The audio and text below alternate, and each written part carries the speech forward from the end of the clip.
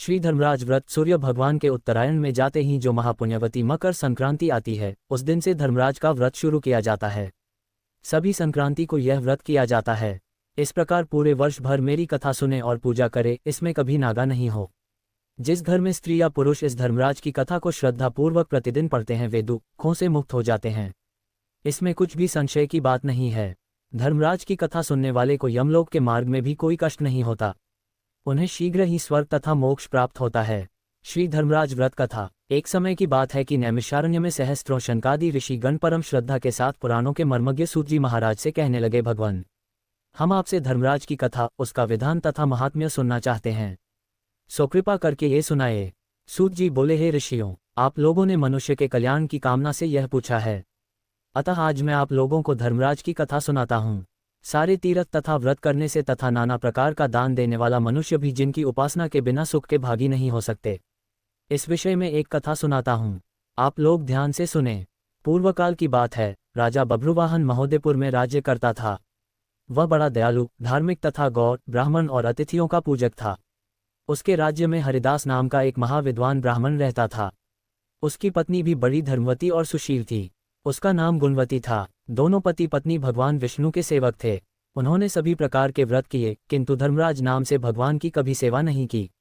बड़ी श्रद्धा के साथ वे गणेश जी की, चंद्रमा की, हरतालिका व्रत की, एकादशी आदि सभी व्रतों का पालन करते एवं अतिथि सत्कार भी करते थे।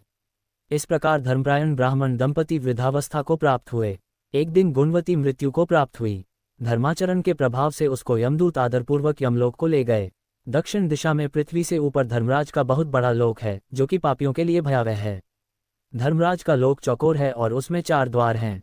उस पुर के बीचों बीच धर्मराज का सिंहासन है। उस रत्न जड़ित सिंहासन पर भगवान धर्मराज विराजमान रहते हैं। पास में ही चित्रगुप्त जी अपने स्थान पर बैठते हैं और सबके कर्मों का हिसाब करते हैं। यमदूत गुणवती को लेकर वहां पहुंचे। चित्रगुप्त जी ने उसके कर्मों का हिसाब किया। उसके धर्माचरण और पतिव्रत धर्म का लेखा देखकर बहुत प्रसन्न हुए, परंतु कुछ उदासी के साथ उसके कर्मों को धर्मराज को सुनाया। गुणवती के कर्मों को सुनकर धर्मराज जी थोड़े परेशान हो गए। ये देखकर गुणवती ने कहा, प्रभो, मैंने अपनी समझ के अनुसार जीवन में कोई दुष्कर्म नहीं किया है, फिर आप अपनी उदासी का कारण बताने की कृपा करें। धर्मराज ने कहा, हे देवी, तुमने व्रत आदि से सभी देवों को संतुष्ट किया है, लेकिन मेरे नाम से कोई भी दान पुण्य नहीं किया है। ये सुनकर गुणवती ने कहा, हे धर्मराज, मेरा अपराध क्षमा करें, मैं आपकी उपासना नहीं जानती थी। अब कृपा करके इसका उपाय बताइए, जिससे मनुष्य आपके कृपा पात्र बन सके। यदि मैं आपके मुख से आपके भक्ति मार्ग को सुनकर मृत्युलोक में वापस जा सकूंगी, तो आपको संतुष्ट करने का प्रयास करूंगी।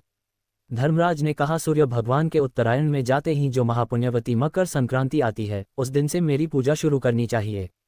इस प्रकार पूरे वर्ष भर मेरी कथा सुने और पूजा करे, इसमें कभी नागा नहीं हो।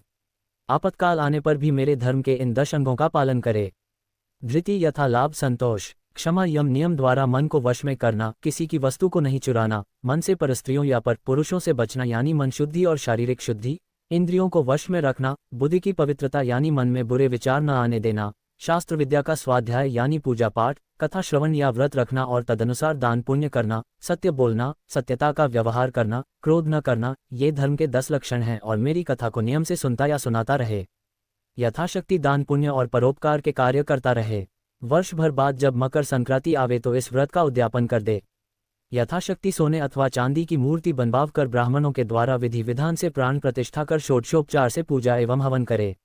मेरे साथ चित्रगुप्त जी की भी पूजा करे। काले तिल के लड्डुओं का भोग लगाए, ब्राह्मणों को भोजन कराएं। बांस की टोकरी में 5 सेर धान या ज्वार रखकर ब्राह्मणों को दान में दे। स्वर्ग प्राप्ति के लिए स्वर्ण का भी दान करें। इसके अलावा शैया, गद्दा, तकिया, रजाई, कंबल, पादुकाएं, बांस की लकड़ी, लोटा, डोर, 5 वस्त्र, 5 कपड़े भी दान देने चाहिए। यदि सामर्थ्य हो तो मेरे निमित्त श्वेत या लाल और चित्रगुप्त जी के निमित्त काली गाय दान दें। धर्मराज की बातें सुनकर गुणवती ने विनती की, हे प्रभु, मुझे फिर से मृत्यु लोक में जाने दें, जिससे मैं आपके व्रत को करूं और इस व्रत का प्रसार भी लोगों के बीच कर सकूं। धर्मराज जी ने इसके लिए सहमति दे दी। सहमति देते ही गुणवती के शरीर में जान आ गई।